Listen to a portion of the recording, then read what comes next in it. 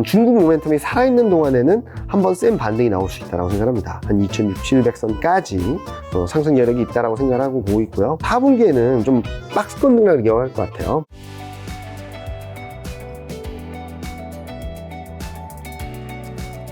그럼 3월 FMC를 중요 변곡점 보시는 이유가 뭘까요? 일단은 경제지표, 그러니까 경제 전망, 물가 전망, 실업률 전망 뭐 다 나옵니다. 그리고 점도표도 나와요. 요거를 보면은 요 파란색이 블룸버그라는 그 데이터베이스에서 나오는 컨센서스인데 23년은 살짝 올라갈 것 같아요.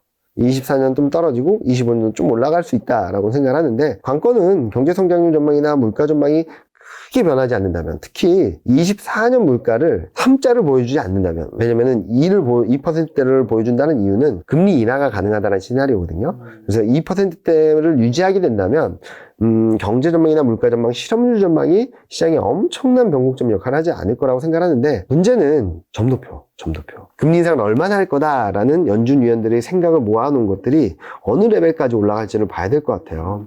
그래서 저희가 생각하는 것은 여기 5.5 정도까지는 기본적으로 갈 거라고 생각하는데, 그를 넘어서 확 튈까? 아니면은 그보다 좀 낮은 수준에서 멈출까? 두 번째 키는 24년, 25년 점도표와의 갭이 100bp 금리 인하거든요. 그러니까 분기마다 25bp씩 금리 인하해줄게 라는 그림을 보여줬는데, 금리 인하 시그널을 약하게 만들까 강하게 만들까, 즉 23년 점도표 레벨과 24년 25년 금리 인하 속도를 두 가지가 키라고 생각을 하는데, 어느 수준에서 멈추면 좋고 어느 수준을 넘어서면 시장이 불안해질까, 이거는 지금 당장 몇 %다 라고 말씀드리기 되게 어려워요. 만약에 예를 들어서 3월 20일 기준으로 이게 5.7로 올라간다고 한다면 6을 안 보여주는 수준에서만 멈춰도 시장은 안도할 거예요. 근데 3월 20일 전후로 해서 이게 5.1로 떨어졌다. 그럼 5.5만 보여줘도 막 시장이 흔들리겠죠.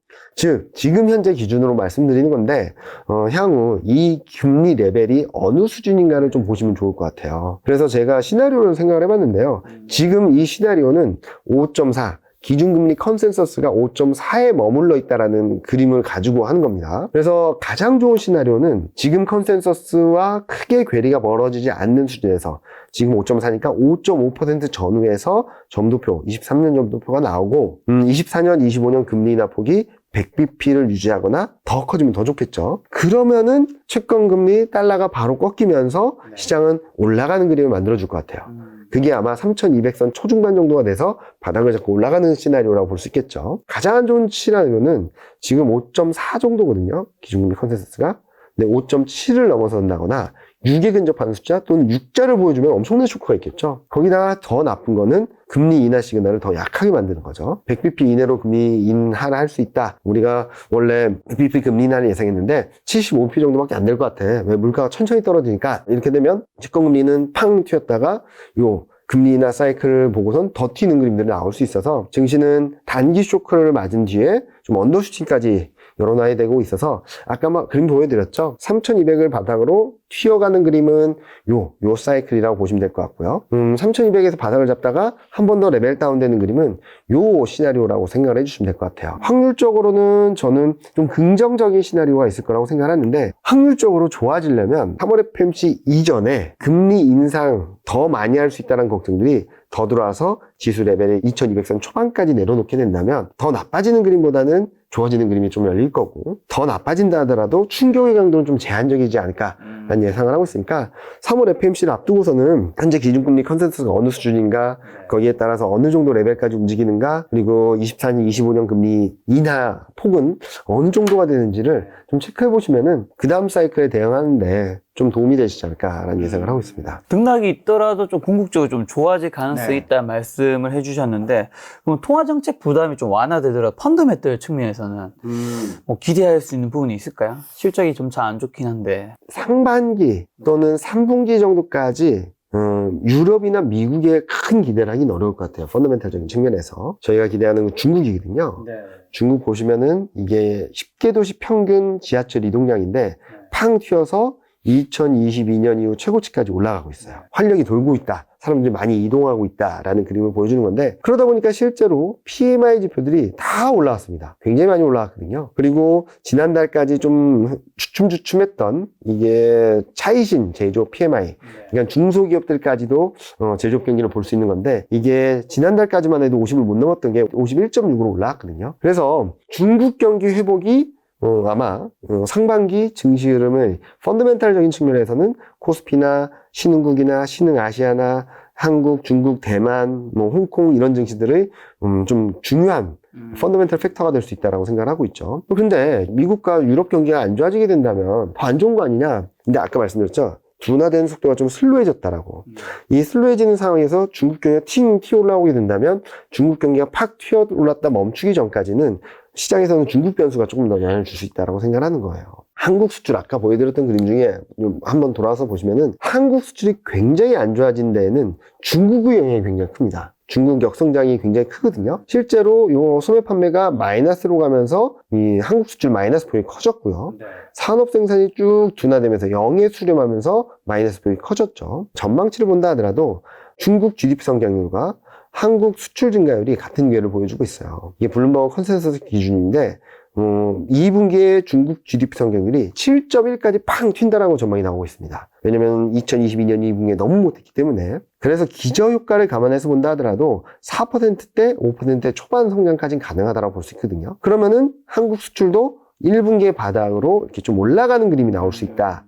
그리고 중국 경기가 살아나고 내년에는 유럽하고 미국 경기까지 조금씩 살아나는 모습을 보여주면 모멘텀이 계속적으로 유지되는 그런 구간으로 생각할 수 있겠죠. 그래서 지금은 이 나라 저 나라에 대한 기대감들을 더 강하게 가져가기보다는 중국 변수에 좀 초점을 두자. 라는 말씀을 드리고 있고요. 다만 단기적으로는 중국 수출입이라든지 이런 지표들이 조금은 부진할 수 있어요. 왜냐면은 아까 보여드렸던 PMI나 이런 서비스 PMI나 제조업 PMI는 중국 내부, 중국 내에서의 소비, 중국 내에서의 공장 이런 데의 서베이기 때문에 좋은 모습을 보여줬거든요. 근데 지금 다음 주에 예상되는 중국 수출이 12월보다 좀 부진하고요. 수입도 12월보다 좀 부진할 것으로 예상이 되고 있어서 실물 지표와 심리 지표 간의 괴리는 좀 있다 하더라도 지금 보시는 것처럼 1분기 GDP 성장률이 이 정도의 레벨로 올라오게 된다면 한국 경기, 한국 수출, 한국 기업 실적 조금은 턴하게 만들어주는 계기가 만들어지지 않을까 하는 생각을 하고 있고, 그리고 이런 것들과 맞물려서 한국 기업이 또 2022년 4분기를 저점으로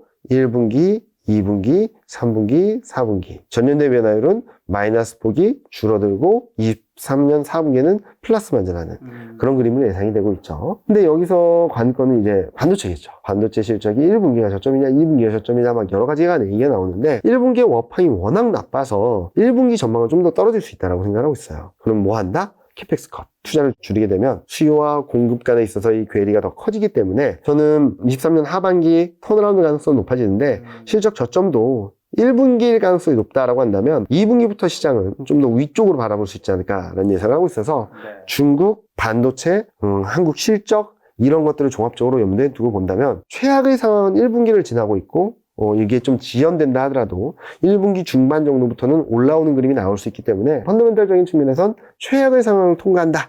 이제 회복 국면이다. 라는 그림들이 그런 그림들만 보여줘도 시장에는 충분히 우호적인 변화를 만들어줄 수 있지 않을까 하는 생각을 하고 있습니다. 근데 삼성전자 같은 경우는 제가 알고 있고 역사적으로 실적이 안 좋을 때 사는 게 좋다고 하는데 그럼 1분기든 2분기든 지금 어쨌든 둘 중에 하나는 저점을 찍을 거라 본다면 이때 사는 게 어떻게 보면 좀 좋다고 보시는 맞습니다. 입장인가요? 네. 조정시 매수죠. 저희가 가장 좋게 보는 거는 반도체하고 인터넷이거든요.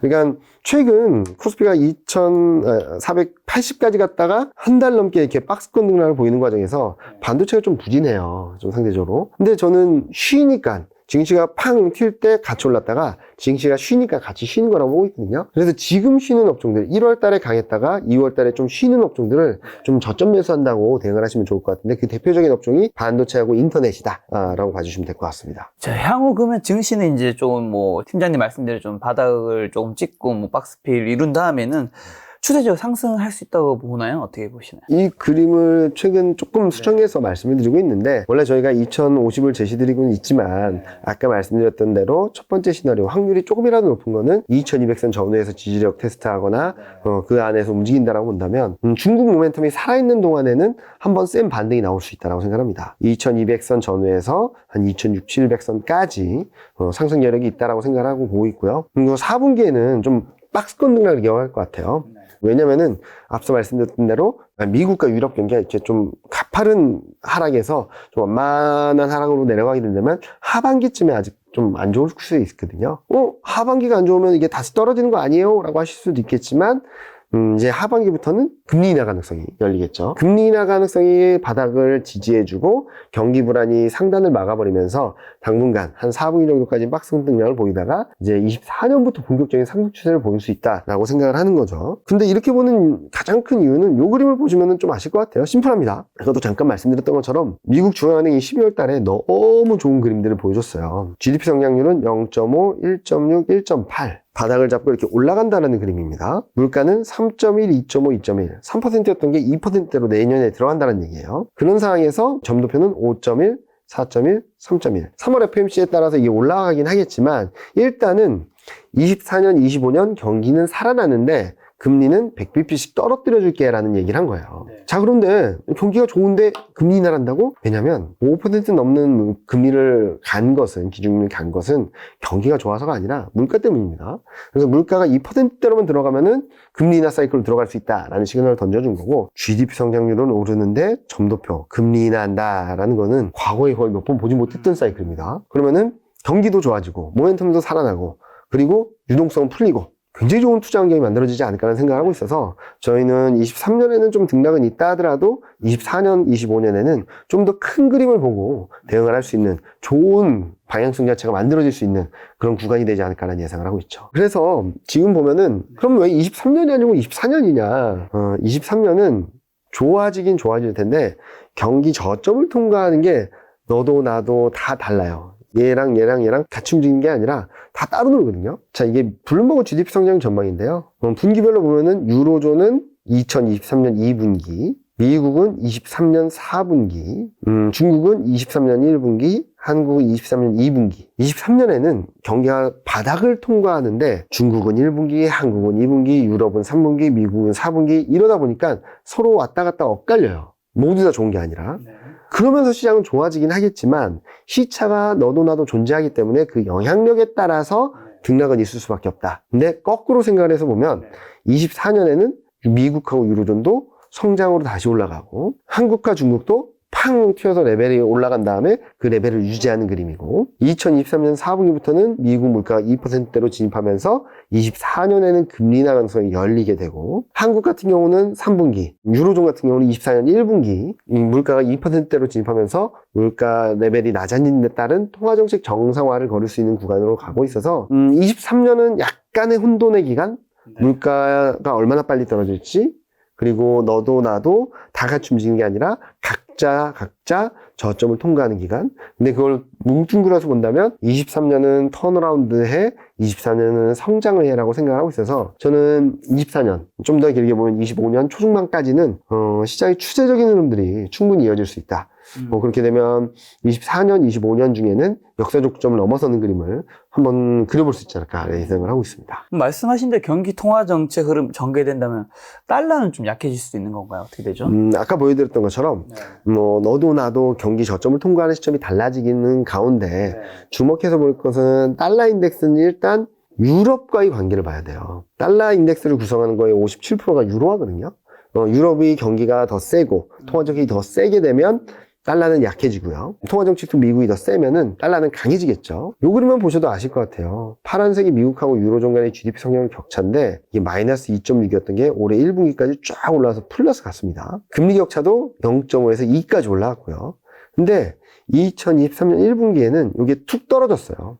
미국은 금리 인상 속도 조절을 하는데 그래서 25p 금리 인상을 했는데 유럽은 25p는 쉽지 않다라는 것들이 들어오면서 그런 건데 자 이제 관건은 23년 2분기를 기점으로 미국과 유로존 간의 기준금리 격차는 줄어들고 경제 성장 격차는 마이너스로 반전하죠. 이 말은 무슨 말이냐면 경기 모멘텀적인 측면에서 유럽이 우위를 보이고 통화정책적인 측면에서 유럽이 22가 더 매파적으로 간다는 의미라서 이렇게 되면 유로화 강세, 달러 약세 전개될 수 있고 과거 달러가 약할 때마다 신흥국 증시 강세, 달러가 강할 때 신흥국 증시 약세, 달러가 약할 때 신흥국 증시 강세, 달러가 약할 때 신흥국 증시 강세 이런 그림으로 보여줬기 때문에 아마도 올해 상반기 신흥국 증시, 신흥 아시아 쪽이 좀 매력적이다라고 생각하고 있고 내년에도 달러가 약해질 가능성이 있거든요. 왜냐하면 유럽의 경기와 통화 정책이 더 강하기 때문에 이렇게 봤을 때 전반적인 흐름들에 있어서 올해 상반기를 지나면서는 바닥을 통과하고 1단계 레벨업 그리고 박스권 등락, 그 다음에 경기가 진짜로 좋아지는 그림이 나타나면서 미국, 중국, 유럽, 한국 전 세계적으로 경기 회복이 나타나면서 24년에는 본격적으로 추세적인 상승을 이어가는 그런 그림으로 열어놓고 있다라고 봐주시면 될 것 같습니다. 자, 그럼 앞서 이제 코스피 밸류에이션 부담, 아까 뭐 13배 뭐 이런 얘기도 해주셨는데, 맞아요. 그런 부분 좀 어떻게 풀어나갈 수 있을까요? 실적이 좋아지면은 자연스럽게 풀리는 내용이긴 한데, 아직까지 실적이 좋아지는 그림은 보여주지 않고 있다는 측면에서 단기적으로 굉장히 부담스럽다는 말씀을 드린 거였고, 좀 시계열을 좀 길게 열어놓고 본다면, 아마 시간을 두고 증시는 다시 한번 밸류에이션 매력도가 높아지는 구간으로 들어갈 수 있다고 보고 있거든요. 이게 뭐냐면 23년과 24년 PER인데요. 한국 뭐 팍 튀었다가 훅 떨어지죠. 2024년 PER은 중국하고 비슷하게 됩니다. 그리고 멕시코, 대만보다 낮고요. 즉 23년은 실적이 너무 나빠서 13배, 23년 PER 기준은 14배를 넘었거든요. 근데 24년은 실적이 확 뒤집어지면서 엄청 좋아지면서 10배 밑으로 내려간다는 점이 들어오고 있어요. 시간을 두고 바라볼수록 밸류에이션 부담은 떨어지겠죠. 단기적으로 부담스럽다는 거지 13배가 항상 유지된다는 말씀드린 건 아닙니다. 그리고 이익 모멘텀을 본다 하더라도 한국은 23년은 마이너스 30%, 24년은 플러스 10%. 드라마틱한 반전을 보여주거든요. 대만도 같은 모습을 보여주고 있다는 측면에서 아마도 반도체 업황이 굉장히 키를 주고 있다고 생각하는데 반도체 업황만 좋아지게 된다면 전 좋아질 거라고 보고 있거든요. 왜냐면 그동안 말씀드렸던 것처럼 수요는 어느 정도 예정돼 있는데 투자를 줄임으로 인해서 수요와의 격차가 벌어졌고 경기 불안으로 인해서 수요가 떨어진다 하더라도 이 격차가 유지되면서 구조적인 업사이클로 갈 수 있다라는 말씀을 드리고 있어서 그런 부분들을 좀 염두에 두고 보신다면 시장을 좀 긍정적으로 볼 수 있는 변화들이 단기적인 게 아니라 좀 기업에서 봤을 때 좀 더 긍정적으로 볼 수 있는 변화들이 나타나고 있다 라고 보시면 될 것 같습니다. 실제로 이게 뭐냐면 실선이 12개월 선행 영업이익 전망치고요. 점선이 이 흐름들의 추세적인 변화를 읽고 있는데 이게 떨어지는 속도가 좀 완만해지고 있어요. 그렇게 본다면 실적 전망치가 좀 진정되는 사이클로 들어가게 될 것이고 좀 더 떨어진다 하더라도 그리고 급격하게 다시 한번 레벨 다운되는 그림이 아니라면 시간을 두고 바라봤을 때 증시 밸류에이션 부담은 충분히 소화될 수 있는 구간으로 들어갈 수 있다라고 생각하고 있습니다. 자, 그럼 가장 중요한 이제 투자 전략은요? 일단은 1분기에는 여러분들 너무 서두르지 말자. 코스피가 2,400선에서 계속 왔다 갔다 하다 보니까 여기서 바로 2,500, 2,600 갈 거라고 걱정을 하시기도 하는데 아까 말씀드렸듯이 13배에 막혀 있고요. 경기 흐름, 심리, 변동성, 투자지표 이런 것들이 계속적으로 좀 변동성 확대 가능성을 열어놓고 있죠. 저는 1분기 내내 낙폭과대주, 중성주 좀 매매하자라고 말씀을 드렸었는데 좀 그것들 톤다운하고 좀 오히려 반도체, 자동차, 2000 인터넷 같은 업종들을 조금 어떻게 하면 싸게 살까를 고민해야 될 시점이라고 생각을 하고 있어요. 그런 것들을 염두에서 본다면 지금 시점에서는 적극적인 투자보다는 뭐 투자를 잘 하시는 분이야 뭐 최근 박스권 등락에서도 충분히 수익을 내실 수 있다라고 생각을 하는데 그렇지 못하신 분들은 조바심이 난다 하더라도 좀 매수 타임을 늦추자. 3월 22일 FOMC 회의를 확인하고선 대응에도 늦지 않는다라는 말씀을 드리고 있고요. 그래서 앞서 말씀드린 것처럼 이 그림을 좀 더 다시 한번 보여드릴게요. 지금은 2400선에서 왔다 갔다 하고 있는데 여기서 올라가 봐야 2500선 돌파 시도 정도입니다. 그리고 여기서 내려가게 된다면 기본적으로 2200선 초반이고요. 이렇게 보면 이때부터 사 들어간다라는 게 맞지 여기서 사서 그래 어차피 상승이면 난 물려도 괜찮아. 만약에 이 그림으로 가게 된다면 고통의 시간이 한 두세 달 정도 될 수 있거든요. 그래서 지금은 좀 최대한 자제하고 변동성이 커질 때 그래서 제 제목에도 조정시하고 느낌표를 넣어버렸어요. 조정이 나와야 사는 전략으로 전환하는 거지 지금 사자는 전략은 아니다 라고 생각을 해주시면 될 것 같고요. 네. 중요한 분기점은 2300, 2200선이라서 그때 한 50%, 30에서 50% 정도 비중을 늘려놨다가 레벨 다운 되는지 2200선 바탕으로 바닥을 잡고 올라가는지 그 결과에 따라서 단기 대응을 좀 더 매수 타임을 더 빨리 가져가서 그러니까 2400, 2500에서 왔다 갔다 할 때 사는 것보단 2200, 2300에서 왔다 갔다 할 때 사는 게 한 10% 정도 수익이거든요. 그런 그림으로 갈 수 있다고 보고 있고 또 하나는 예상과는 달리 더 매파적인 스탠스로 여기서 보시는 것, 파란색 보시는 것처럼 2200이 깨진다! 그러면은 나머지 유동성 50%를 기다려야 되겠죠. 좀 더 싸게 살 때 저가 매수를 해서 평단가를 낮춰버리는 전략으로 가시게 된다면 아마 3월 한 달 동안 또는 3월 말 4월 초까지 시장 흐름을 적절하게 대응하시지 않을까라는 생각을 하고 있습니다. 근데 팀장님이 이제 전에 이제 코스피 바닥으로 한 2000, 아까 말씀하신 2050까지 정도도 보셨잖아요. 네. 근데 지금 2200으로 좀 올리신 거는 네. 여러 가지 시장상에 이제는 조금 더 좋게 보시는 건지 네. 아니면 여전히 2050을 보지만 2200부터는 괜찮다고 보시는 건지 어떻게 판단해야 될까요? 2050 하단으로 가능성은 여전히 열려 있다고 생각하고 있어요. 근데 지금 말씀드린 거는 2200 기준으로 또는 2300 밑에서부터 기준으로 봤을 땐 여기서부터는 분할 매수해도 괜찮다라는 말씀을 드리는 거거든요.